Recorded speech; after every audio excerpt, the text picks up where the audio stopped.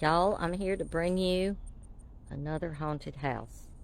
Now, this is one of the earlier homes of Columbus. It's now been darlingly refurbished and rescued and turned back into a single dwelling.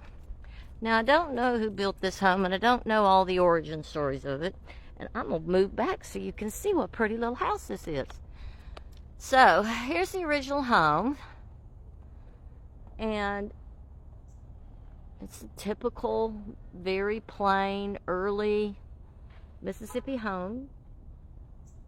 And it was probably somebody's townhome or maybe a businessman's home. Well, when I was a kid, this house was empty, but it still had glorious gardens around it.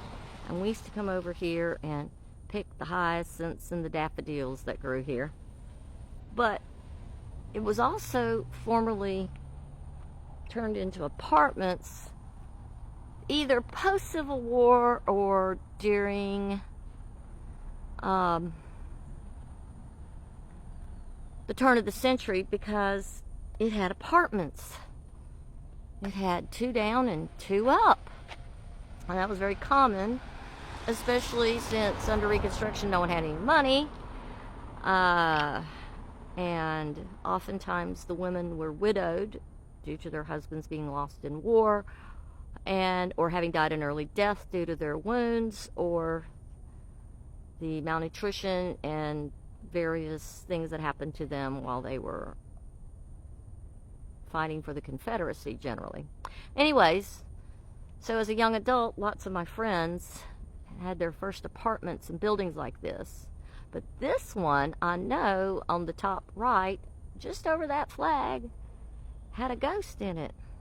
Now, this house was probably used as hospital quarters during the time that all the people in town opened up their homes to the soldiers from Shiloh, and we turned into a hospital town. But I have seen, and so have some of my friends who have lived in this house, a gentleman walking the floor, and he has on hobnail boots that don't really fit. They think they're missing their laces.